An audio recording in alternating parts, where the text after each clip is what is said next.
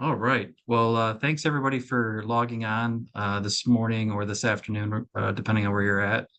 And we've got a really interesting talk today on cardiac sarcoidosis. That's going to be delivered by Dr. Aris Karatasakis, who's joining us from the University of Washington. There, Dr. Karatasakis is an assistant professor of medicine with the Advanced Heart Failure and Transplant Cardiology program, and very excited to see what he's got in store for us today. So, Aris, thanks so much again for joining us, and please take it away.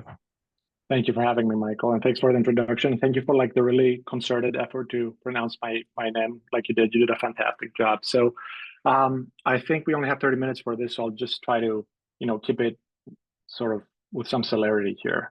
I have no financial disclosures. My main disclosure is that I really trust my teachers and my colleagues. I've been here for a while, and so I've been definitely indoctrinated in the UW way, so to speak. And a couple of my mentors and friends, like Richard and Chris Patton, were part of this statement from the AHA. So a lot of what you might hear from me today is sort of my biased perception of the world from training with these folks.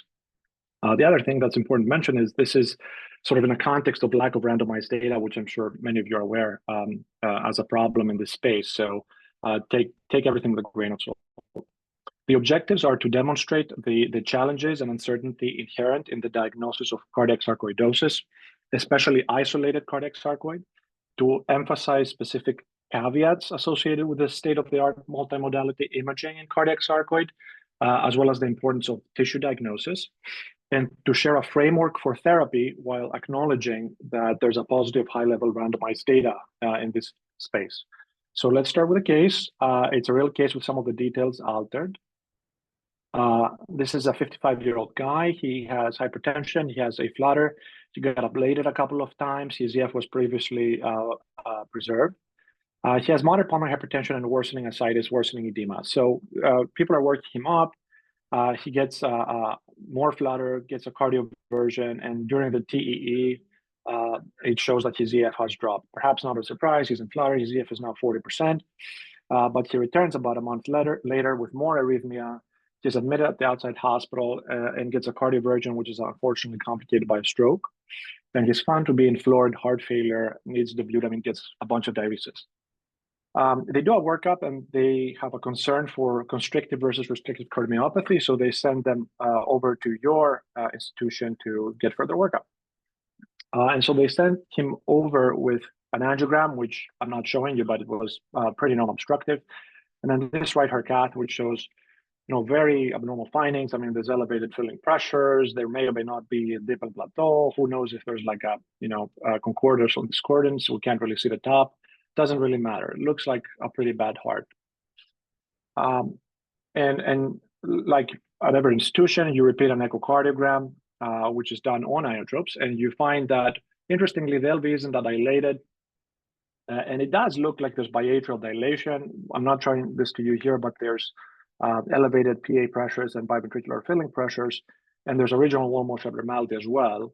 But just the degree of sort of preserved function, albeit on inotropes, dilated atria, certainly raises and fuels concern for a restrictive phenotype. So you're looking for further diagnostic clues and order a cardiac MRI, which has several interesting and notable findings. First of all, there's borderline LV dimensions. There's a thinned out hypokinetic basal and lateral segment, which is shown with the arrows.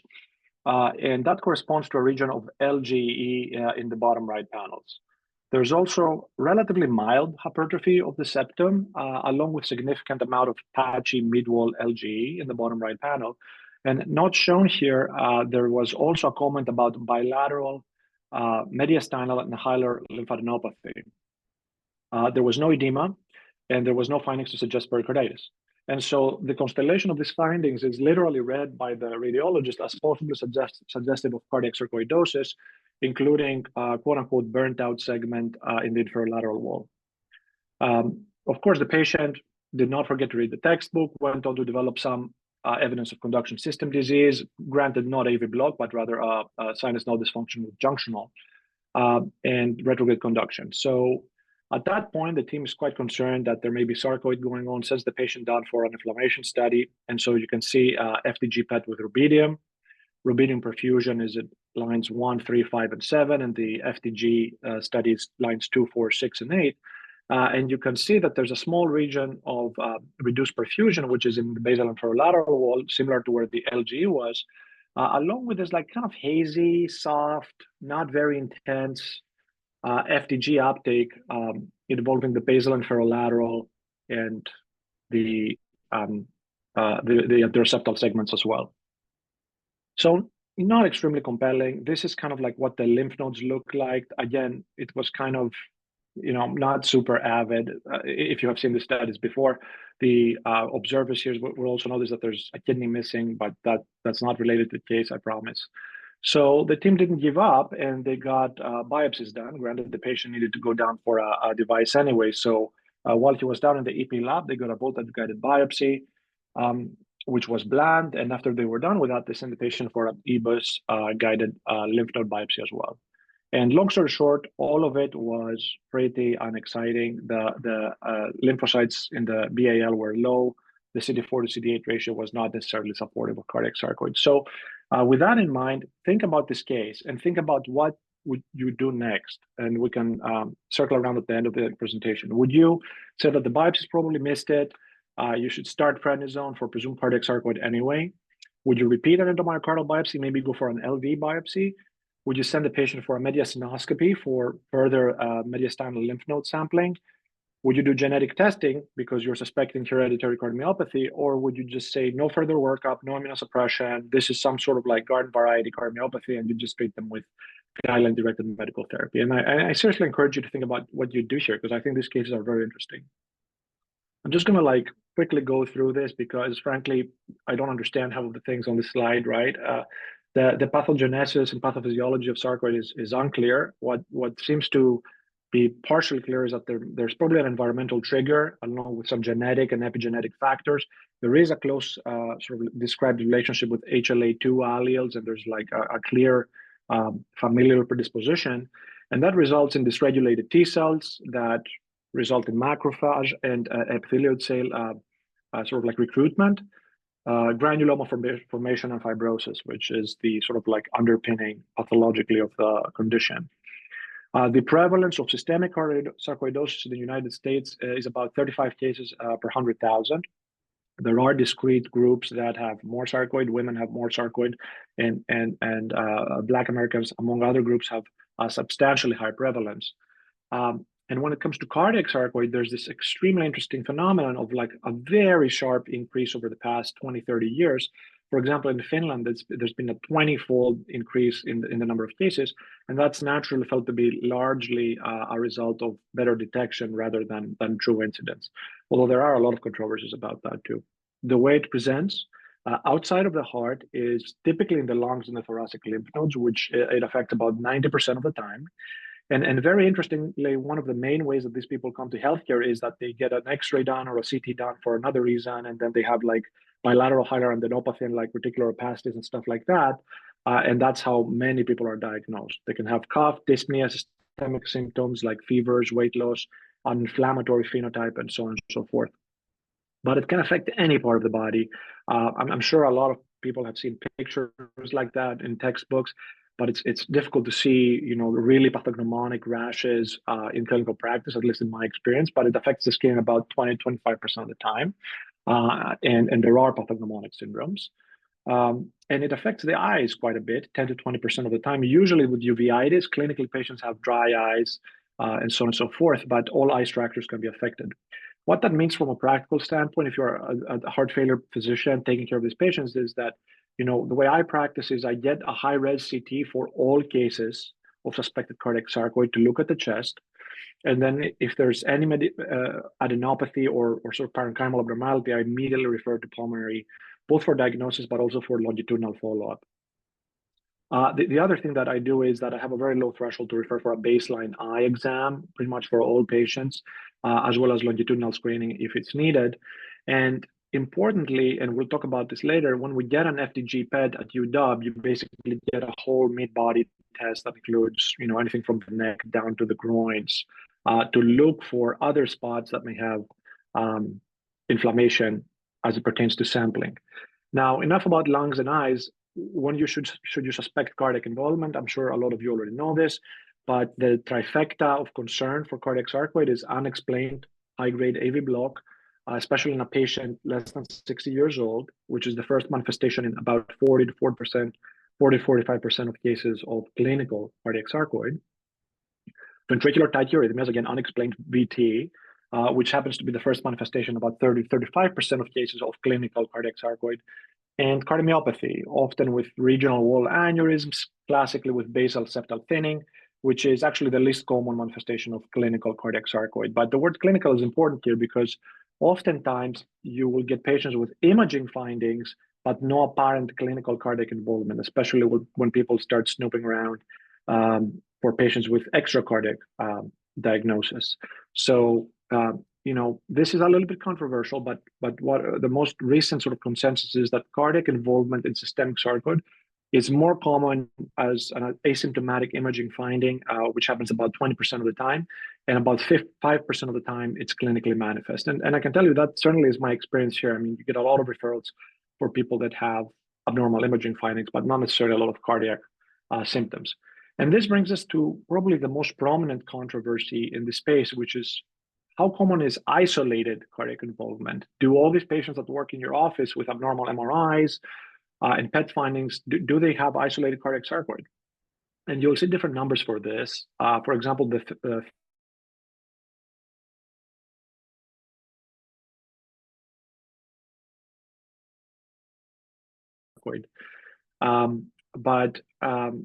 what seems to be more clear is that when patients are diagnosed with cardiac sarcoidosis, for about half of them, it is at least the first manifestation, so-called de novo cardiac sarcoid, in a context of no prior extracardiac diagnosis. But there's a lot of people, including a very prominent group led by David Burney in Canada, that believes that if you look deeper, you will find extracardiac manifestations. This was a really interesting study. They took 31 patients who had seemingly clinically isolated cardiac sarcoid, and they did a very thorough assessment, including a full body PET, eye exam, and skin exam. And they found that only one patient actually had truly isolated cardiac sarcoid, which is completely on the other side of the pendulum at 3%. So between 3% and 43% is probably where the truth lies with isolated cardiac sarcoid, and is often quoted to be in the range of 20 to 25%. Fundamental to this issue is the lack of a unified definition. Historically, there's been three separate sort of groups trying to diagnose cardiac sarcoid. And frankly, there's a lot of agreement between the groups. They all provided a pathway to diagnose histologically, which is a key part of the discussion. And they all provided a pathway to diagnose clinically using advanced imaging, but assuming that there is already proof of extracardiac sarcoid diagnosis. There's a little asterisk to this conversation. If you look to the right under the JCS criteria, you will find that in the last round of clinical criteria, the Japanese Circulation Society allowed for the diagnosis of isolated cardiac sarcoid without obtaining tissue, just by meeting 4 out of 5 major clinical criteria, as long as FTG avidity was one of the criteria. And so this is my segue to MRI and PET and specific features you should be looking for, strengths, but also importantly, caveats of each modality, especially if you're going to try and hinge the diagnosis on imaging without tissue, which is something we typically don't recommend. In very simplistic terms, when it comes to MRI, what you're looking for is LGE in a non-ischemic distribution. It tends to be patchy, subepicardial, and tends to favor the septum and the basal segments. The RV free wall is frequently involved, and there may be edema with a T2 signal. One of the most characteristic LGE patterns in cardiac sarcoid is the so-called hug pattern or hook sign, where you have an involvement of the septum at the RV insertion points, and then it blends sort of all the way to the RV free wall with variable sort of involvement of the RV. Ideally, as we'll talk about later, this will correspond to an area of FTG avidity and reduced perfusion on the PET scans. The largest diagnostic accuracy cohort for MRI is this meta-analysis. It was 17 studies, over 1,000 patients, and they showed a 95% sensitivity, which may be plausible, about 85% specificity. Part of the limitation of these studies is that they validated against clinical criteria, oftentimes without a concrete definitive cardiac sarcoid tissue diagnosis. And a major caveat of cardiac MRI is that it may be negative in early disease, especially before fibrosis takes place, right? You're not going to have LG in that scenario, but it tends to happen quite a bit, especially with early septal involvement when patients present with complete heart block. Another major caveat of MRI is that there may be a lot of overlap between cardiac sarcoid and other diagnoses. It takes a lot of nuance to really know what you're dealing with. I don't read MRI. I barely sort of like can eyeball the LG in these studies. And these are slides from Chetan Shenoy in Minnesota, who was very gracious to share them with me. And I love showing these cases because the left case is the case of a 54-year-old man who has sudden cardiac death in his father, sustained VT in himself, and an LVF of 30%. And the right case is the one with a biopsy-proven pulmonary sarcoid who has sustained VT and LVF of 20%. So an extremely suspicious clinical scenario. And you can see on the left, you have a lot of LG on the septum. There's LG in the RV side, the RV side as well. And the LV dysfunction is proportionate to the amount of LG.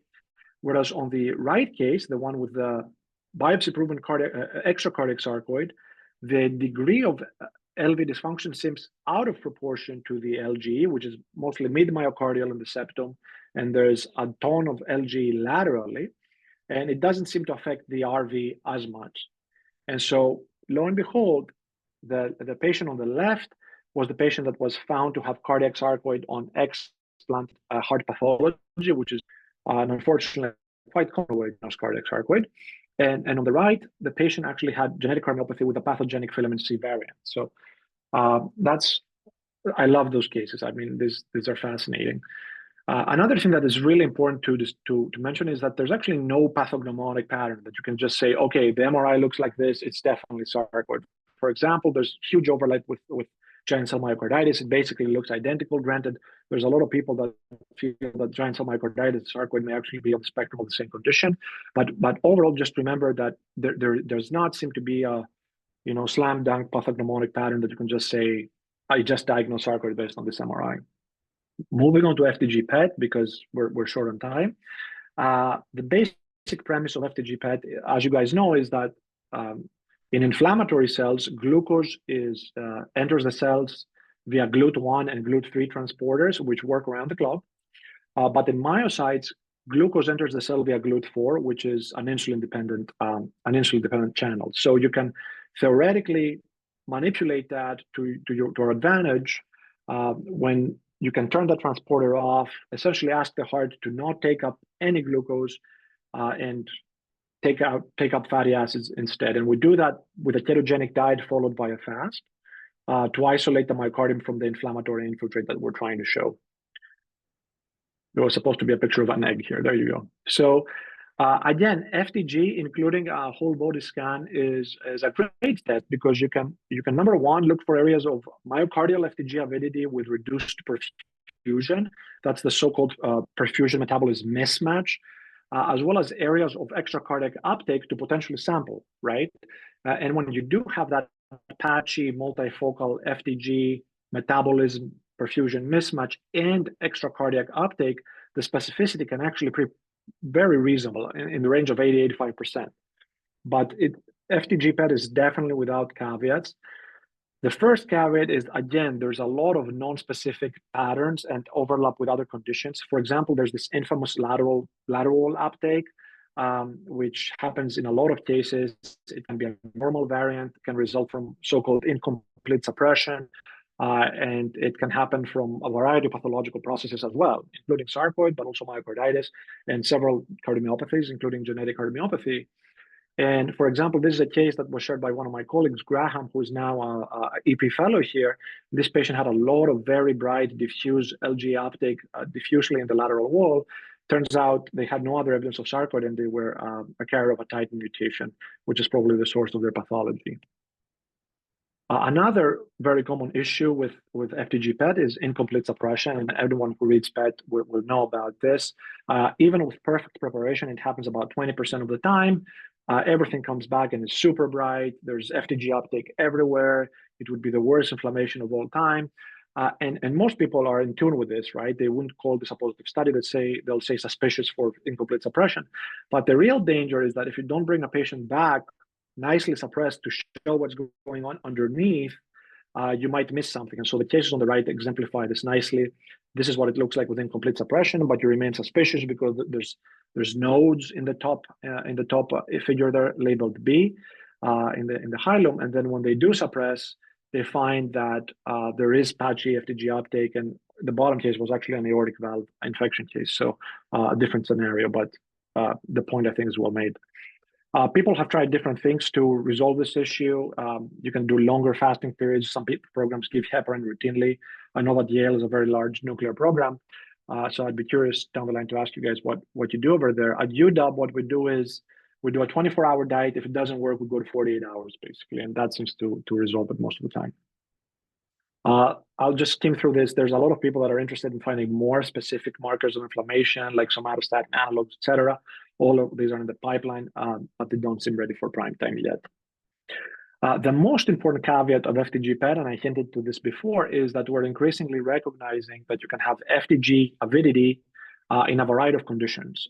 It seems like it can happen in myocarditis, it can happen in genetic cardiomyopathy. This is a study by Babak, who recently, well, not recently anymore, but moved to UW from OHSU, and they had 16 patients referred for isolated cardiac sarcoid. They had 14 of these patients undergo genetic testing, and they found pretty slam dunk pathogenic variants in 5 out of 14 of these patients, which is 36%. Okay, and the question is, well, how does this happen? Okay, sure, something might be true or unrelated, but the statistics on that don't seem to match. So the hypotheses are you may have a higher propensity for viral myocarditis when you have a cardiomyopathy genetic substrate. That's a well-described sort of hypothesis, and may explain this. You may have a metabolic switch whereby the cells with the sarcomeric or whatever mutation it is that they have are unable to really effectively metabolize fatty acids, and they stick to glucose, or that this is actually a non-infectious inflammatory infiltrate in genetic cardiomyopathy that's not related to acute viral myocarditis. It's just kind of inflammation there. I would like to share this extremely interesting study that I found with you, which is from Italy. And this group did this fantastic assessment. They took 25 patients who had known pathogenic mutations. We're talking, desmosomal mutations, sarcomeric mutations, all sorts of fun stuff, lamin. And then they did biopsies on all of them, and they found the ones that did have an inflammatory infiltrate. And they did an extensive evaluation of them with MRIs, FTG PETs, biomarkers, you name it. And what I'm trying to answer here is, well, let's say you had somebody that you were kind of on the fence, you treated them with steroids, the inflammation went away and they got better. Well, that must mean that they had sarcoid, right? Well, if you believe this study, maybe not, because turns out they actually took a bunch of these patients who had proven genetic cardiomyopathies and some non-specific inflammation in their heart, and they gave them immunosuppression, various different things. And they actually saw a clinical improvement in all sorts of things, biomarkers, EF, the inflammation went away, and so on and so forth. I mean, these are very small numbers. It's a pilot study, but it's a very nice characterization of this cohort. So a lot of food for thought here. And so now that you understand, I feel these caveats of the imaging modalities that we have and the challenges, I feel like you can also understand why the algorithm from the AHA statement that Richard and Chris and their colleagues put together looks like this. It looks very stressful. There's no way I can show this to you through a presentation. I try to really kind of put it simplified and put it together in a slide. So basically, there's a spectrum of confidence on how to diagnose cardiac sarcoid in 2024. And on one side, or on both sides, you have the easy cases, right? There's the definite case where you have cardiac pathology showing non-cascading granuloma, be it an LVAD core or being explanted heart or an endomyocardial biopsy, and you don't have another cause. That's simple. Then there's the low probability cases where someone suggested maybe it's sarcoid, but nothing really quite fits. These patients don't really have findings that are consistent with cardiac sarcoid. That's simple too.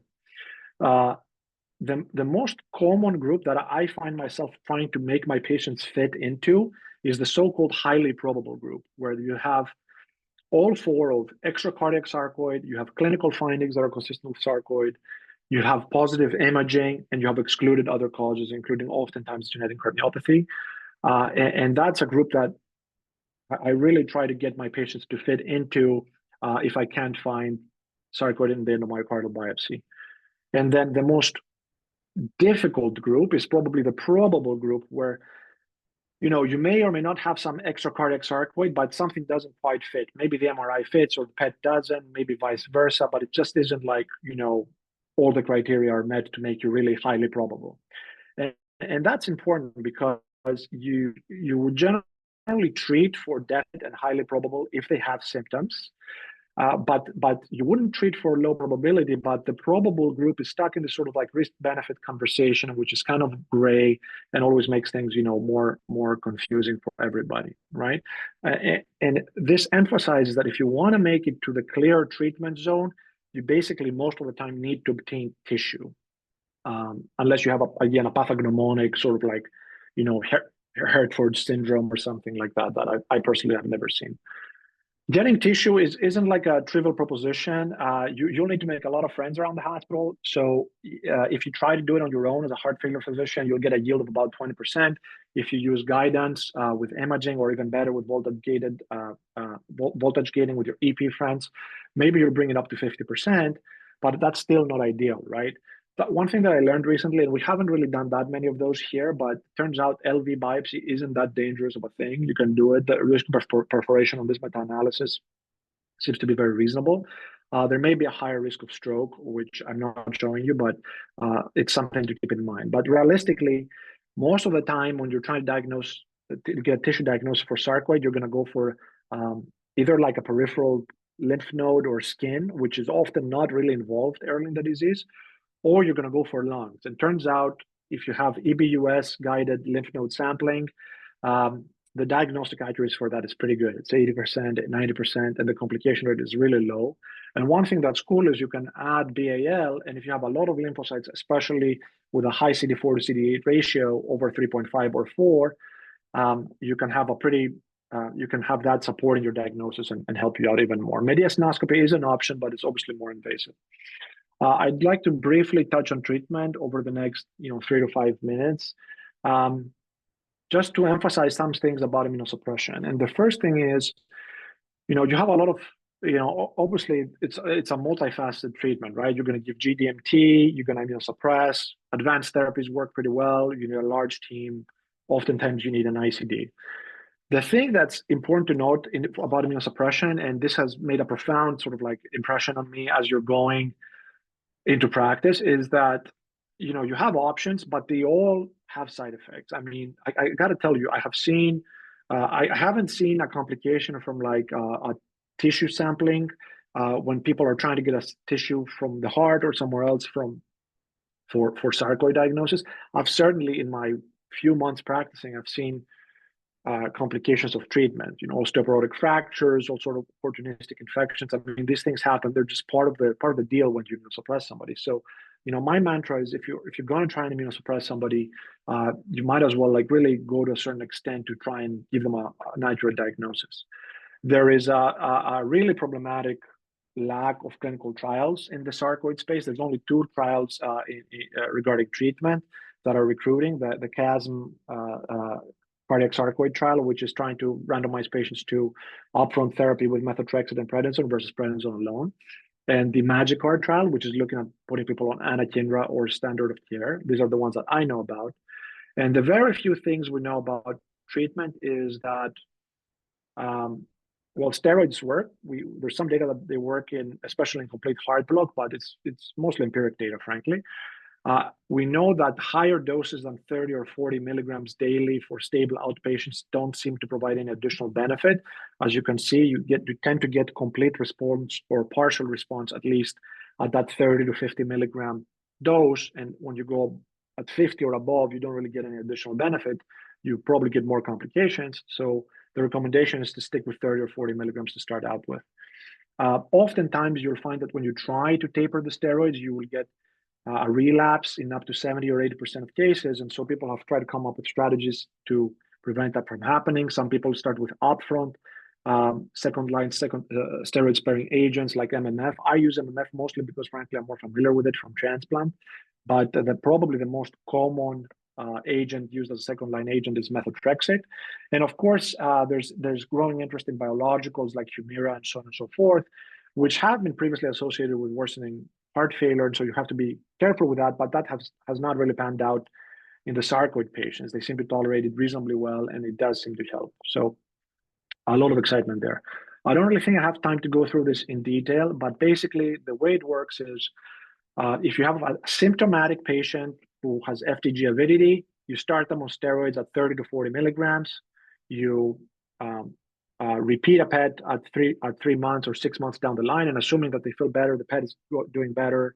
There's not as much inflammation, and you start tapering. You go maybe to 10 milligrams. You repeat another PET, and if everything looks good, you take them off prednisone by about say a year. Again, there isn't much data to guide this approach. It's just kind of like consensus. If at any point you have an incomplete response, but the patient's doing better, the FTG is still kind of sticking around, what to do is kind of a gray zone. You have to sort of like take into account, well, is the VT completely gone? Can I just stop giving immunosuppression now? And you discuss with the patient. And if at any point you have worsening inflammation or you're failing to see any response, you go back to the drawing board, you add a second-line agent, and you repeat the process. If that doesn't work, you go back to the drawing board, and you add a third-line agent, such as a biological. And a lot of this is conversing with the patient about what their priorities are. I mean, if somebody who's trying to get pregnant and so on and so forth, obviously you have to use different medicines. So it's a key part of the discussion. Last but not least, there are some strong ICD indications, class 1 and class 2A indications, which I'm showing you here. Obviously, if your EF is low, if you have sustained VT, if you have a cardiac arrest, that's a strong indication. If you have an indication for a permanent pacemaker implantation, it's a 2A indication to give them an ICD. For unexplained syncope or near syncope felt to be arrhythmic etiology, you can have a 2A indication to give them an ICD. And if you're inducible in the EP lab, you also have a relatively strong indication for an ICD. So the take-home messages, I'm sorry, I realize this was a little bit of a whirlwind, but the take-home messages here are accurately diagnosing cardiac sarcoid in 2024 is a challenging thing. We have an imperfect gold standard. There's a lot of technical caveats that are present in advanced multimodality imaging. And there's a lot of clinical and imaging overlap with various other entities, such as genetic cardiomyopathy. You need somebody that you trust with imaging or yourself to help you in that situation. Obtaining tissue is basically the main avenue to making a high confidence diagnosis. And we believe that you should pursue that with some aggressiveness, especially because of the side effects that medications have. Typically, you want to get a whole body PET and a thorough clinical assessment to make sure that there isn't something you could target that's easily accessible. And you want to make sure you rule out alternative diagnosis, especially if the proposed differential here is isolated cardiac sarcoid. So we have a very low threshold to send all these folks for genetic testing here. There is a paucity of randomized data for treatment. So it's a lot of expert consensus. You need close multidisciplinary collaboration. If you have to go to second or third line treatments, you will almost invariably have to involve a rheumatologist who really knows what they're doing with these medicines. Get an ICD when indicated, because that's a way to save somebody's life. And please monitor closely for side effects of treatment. Screen people for osteoporosis, screen people for TB, make sure you're not missing opportunistic infections, and so on and so forth. Just to close the case, just showing you again how weak the uptake in the case that I showed you was, as compared with another case of mine, which was very intense uptake on all the nodes and in the septum. And that's much more specific as compared to sort of like a weak FTG PET that was possibly called positive. And what's super interesting about that case, and I'm sure some people will be surprised by that, was that this patient was actually found to have a pathogenic MYH7 mutation, which all of you will know is a hypertrophic cardiomyopathy mutation, but it has also been described to cause like a primarily restrictive phenotype. And so what we're hypothesizing is that this patient actually has genetic cardiomyopathy. And that patient did not get immunosuppression. They clinically improved, and they're doing just fine without any prednisone or immunosuppression, which was quite surprising to me, at least. So remember, it's challenging. You'll need to make a lot of friends, but it's also a very rewarding space to work in. That's all I got, and I hope I didn't talk your ear off. So thank you guys for having me. Yeah, thank you so much. It was a really great talk and a very difficult topic to cover within 30 minutes for sure. So you wonderful job. If there's any questions from the group, please feel free to either drop them in the chat, or if you'd like to just unmute yourself, you're welcome to ask any questions here in the moment we have just before we'll wrap up. And I'll just hold on for a moment to see if there are any questions.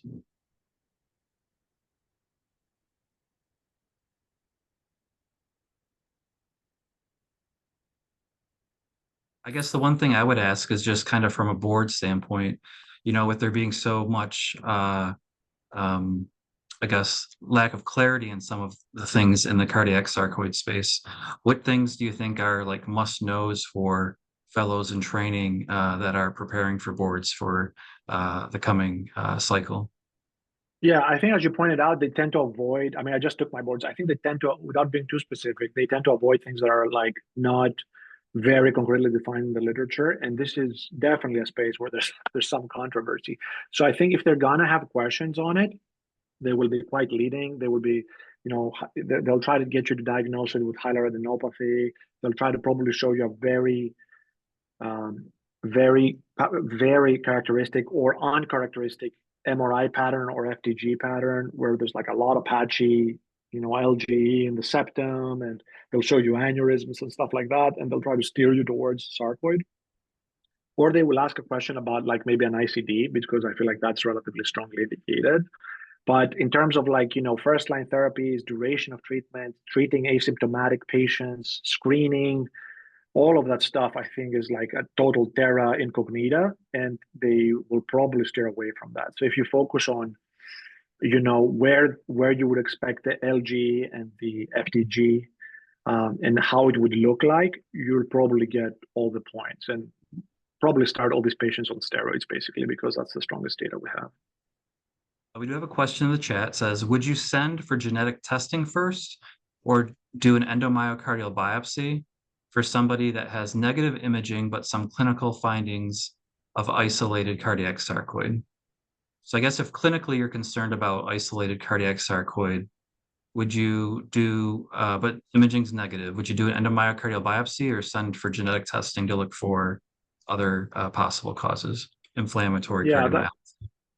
that's a great question. So I'd say if there's FTG avidity um, in the lymph nodes, sorry, if in the myocardium, I would probably pursue a biopsy. Okay, while at the same time I'd send for genetic testing. I mean, whatever happens first, I'd probably do both. If there's no FTG avidity in the myocardium or there's no LGE, I'd probably skip the biopsy. I'll just send them for genetic testing. I mean, I think that in order to be suspicious for clinically isolated cardiac sarcoid, you need to have what mostly happens in my experience is you just have a lot of isolated cardiac imaging data that looks very concerning, but nothing else fits. And I feel like that's a scenario where we do both. We do biopsies and genetic testing, frankly. Neither is 100% sensitive nor specific, right? And so I feel like typically we do both for these cases. All right. Well, Dr. Karatasakis, thank you so much. There's another question there. Go ahead. Yeah, hi, this is Abdul, one of the healthcare cardiologists in Hawaii. I feel like my struggle with these sometimes patients is when do you usually start single agent, like just steroids, and then follow up with them to see if there is a resolution, or start like dual immunosuppression up front for these patients? Yeah, that's a great question. It's unanswered. There's no real data to guide it. I mean, there's some data to say that if you start with dual agents up front, you may have to, be on less steroids overall. But then you're sort of committing to being on MMF or methotrexate, right? And occasionally you'll have a patient that just responds to steroids, and I feel like doesn't have a relapse. So long story short, there's no data to guide it, and some people do upfront dual treatment. Some people do just steroids. neither is wrong. I mean, there's this very interesting study that is essentially a survey of a lot of people that treat treat sarcoid rather.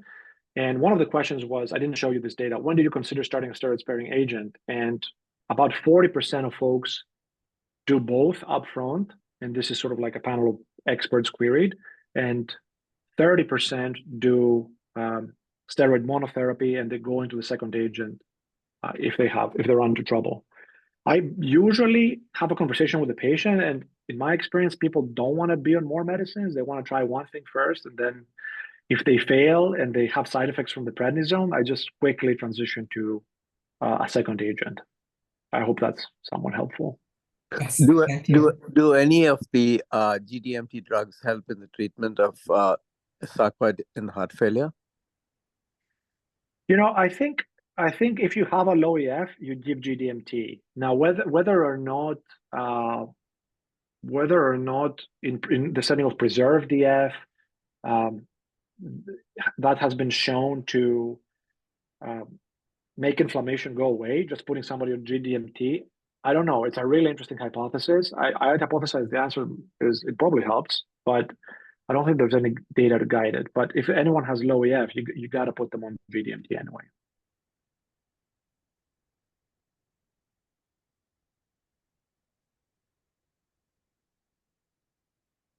All right. Well, thank you everybody for the questions. And again, Dr. Karatasakis, thank you so much for taking the time and putting together this wonderful presentation for us.